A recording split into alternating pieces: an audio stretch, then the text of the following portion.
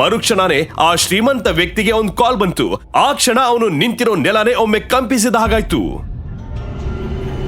ಏನು ಇದೆಲ್ಲ ಹೀಗಾಗೋಕ್ ಹೇಗ್ ಸಾಧ್ಯಪ್ಪ?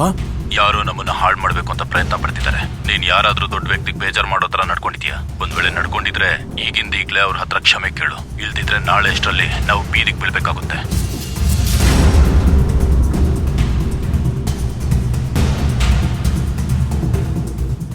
ನೀನು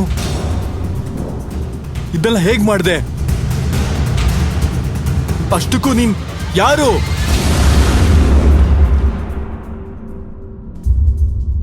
ಸಾಮ್ರಾಟ್ ಒಬ್ಬ ಸಾಧಾರಣ ಮನೆ ಅಳಿಯಾಗಿದ್ದ. ತನ್ನತ್ತೆ ಮನೆಯಲ್ಲಿ ಎಲ್ಲಾ ತರದ ಕೆಲಸವನ್ನ ಮಾಡ್ತಾ ಕೂಲಿ ಆಳ್ತರ ಬದುಕ್ತಾ ಇದ್ದ. ಆದ್ರೆ ಇವತ್ತು ಅವನು ಯಾರನ್ನೋ ಭೇಟಿ ಮಾಡೋಕಂತ ಹೋಗ್ತಿದ್ದ. ಆದ್ರೆ ಅದು ಅವನ ಅತ್ತೆ ಶರ್ಮಿಳಾಗೆ ಇಷ್ಟ ಇರ್ಲಿಲ್ಲ.